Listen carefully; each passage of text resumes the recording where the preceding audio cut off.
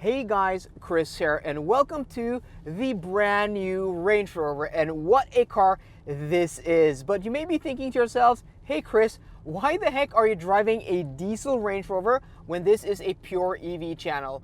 Well, there are a few reasons. First off, Range Rover has announced that this car, this exact same Range Rover, the big one, the big boss, the brand new one, will come as an electric version in 2024. Also, later this year, they will drop it as a hybrid with more than 100 kilometers of range.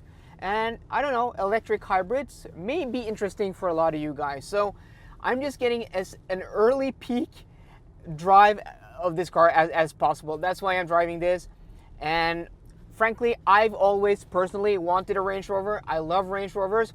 I remember growing up as a teenager, our family car was a 5 Series station wagon, but I tried to get my dad to buy a Range Rover. The P38 at the time was the contemporary Range Rover. When I got older to buy my own car, I almost bought a P38, but because of reliability issues, I bought a BMW 5 Series instead. And then when the Range Rover Sport came out, I was like, oh, this is my dream car. I really want this, like back 16, 17 years ago. And yeah, I've just never gotten around to buy one because either they've just been too expensive for me, or when I had enough money to buy one, well, they're not making an electric one. So I said to myself, I want the new one, the electric one that will come in 2024. I've actually pre-ordered it. That's why, you know, the title of this video. I'm going to explain that a little bit later on in this video. But guys, what a machine this car is. This is right up my street, this light colored interior. Yeah, this is amazing. So guys, before we jump into the review, please go ahead and hit that thumbs up button down below. Thank you very much. The interior of the new Range Rover is all new, and I have to say the quality in here is exceptional. Just a few days ago, I was sitting in a Bentley Bentayga, the new version, the facelifted version with the, you know, updated interior. And I have to say, this isn't as nice, but it's not far off. This is an impressive interior. This being the autobiography, you have leather on the steering wheel, on the airbag cover, on the dashboard, on the top of the dashboard, here on the headliner, on the A pillars, on the B pillars, on the sun visors. I mean, everything is covered in high quality leather. It looks amazing, it feels amazing, and it also smells amazing in here. And this being a light colored interior, I'm just in love with this. You have this open pore wood. So, I mean, design isn't too much of a departure from the old model. It's just a little bit more modern, a little bit cleaner, but I like it. I really like this interior. And also quality, you know, I daily drive a Porsche Taycan Cross Turismo, and the build quality, the sensor solidity in the Porsche is second to none. So I was afraid that this would feel, you know, not as solid as the Germans. That is not the case. I mean, some of the switchgear doesn't feel as precise, but this just feels more luxurious overall. It's an amazing interior, and you know, spending this kind of money on this car, getting this interior, you're not gonna be disappointed. So this Range Rover is the autobiography. This is the D350. And that means it has the active suspension with, you know, the anti-roll and everything. So we're going to test it here on some twisty roads where I usually test all of the cars I review.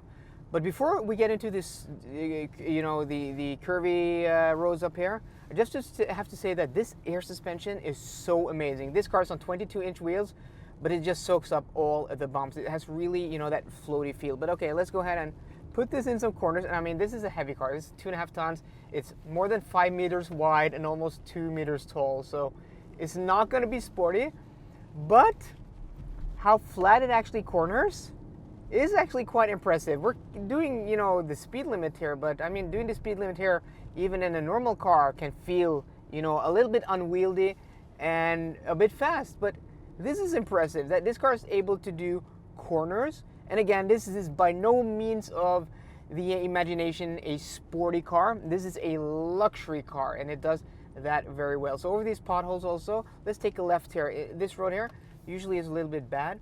To just test the, you know, the suspension over some speed bumps. And yeah, this car has also rear wheel steering, 7.5 degrees. The turning radius on this is less than 11 meters. It's insane. So we can test that here. Also, the roads are quite bad, but it's just coping with it really, really well. This is a big and large car going over the speed bump here. Yeah, this thing is so impressively quiet, insulated from the road, and comfortable. So we're gonna go ahead over here and then we're gonna do a U-turn just to see how easy it is to maneuver this car when, yeah, it's tight. So let's go ahead and let this, no, it looks, we have a bus stop here on the right side or on the left side. So if you swing around the camera in front, let's take a look. Let's see if we can do a turn here without any problem. This is a huge car. Let's see if we can do this. Oh yeah, yeah, look at this. This is insane. Wow. And this being a diesel, yeah, I mean, it's not fast. It's not fast. It's a heavy car, even though this, you know, straight 6 3-liter diesel sourced from BMW is a smooth, quiet engine and also powerful. This is a big and heavy car. Before I forget, guys, I just want to give a huge thanks to Insignia here in Oslo, the dealership that has lent me this Land Rover, Range Rover for testing. And remember, guys, I only have this for 2 short hours, so I'm probably going to gloss over stuff and not mention all of the details about this car because of the short time I have it. But I just want to mention there will be a link down below to their dealership, so if you're looking to buy a new Land Rover, Range Rover, or Jaguar, check them out. And also, if you want to test drive this car, hit them up and yeah, they'll loan you it so that you can also test it. But okay, enough about that. The exterior styling of this car is where this may have gotten, you know, the most controversy, where people think it's a little bit boring, it's unchanged. Well, the Range Rover is an icon, and I'm totally with them not doing too much on the exterior. You know, they smoothed it out and made it a little bit cleaner and a little bit, you know, minimalistic like the interior.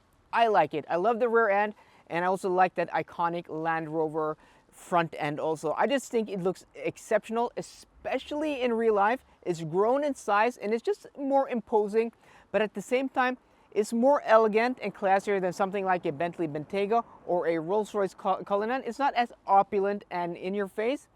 It's really, really nice. Here in Norway, this Range Rover Autobiography D350 is 2.3 million kroners equipped like this. Let me repeat that, 2.3 million kroners. That is 230,000 euros. So in this configuration with this engine, it really doesn't make any sense. Even though you have this amazing back seat, the amazing front cabin, it's an amazing car to drive. I love this car. I want this car more than any car at the moment. But the hybrid, which will come to market later this year, will be about 300,000 kroners cheaper. That's about 30,000 euros cheaper. And then in 2 years' time, we have the electric version, which I think is going to be probably 500,000 kroners cheaper than that, 50,000 euros. So we're talking about this level of luxury, more performance, and an electric package for about 1.5 million kroners or 150,000 euros. That's still a lot of money, but remember, guys, you're getting a lot of car here. There isn't and won't be a car at that price point that's going to offer this interior space and this level of luxury, you know, sophistication, refinement, and also, you know, the heritage of Land Rover. So there's something special about the Range Rover. I love the Range Rover, and as I said, I've ordered one of these. I'm on a list, which means I spec the car already. I spec the hybrid, and once, you know, they open up the orders for the electric version that they will hopefully reveal, you know, in the autumn of next year and open up for orders in about 2 years' time, they're just going to order a car from me because this is a car I really, really want. So guys, I hope you enjoyed today's video. If you did, please drop me a thumbs up down below. And for more car content, as always, please subscribe. See you guys later and goodbye.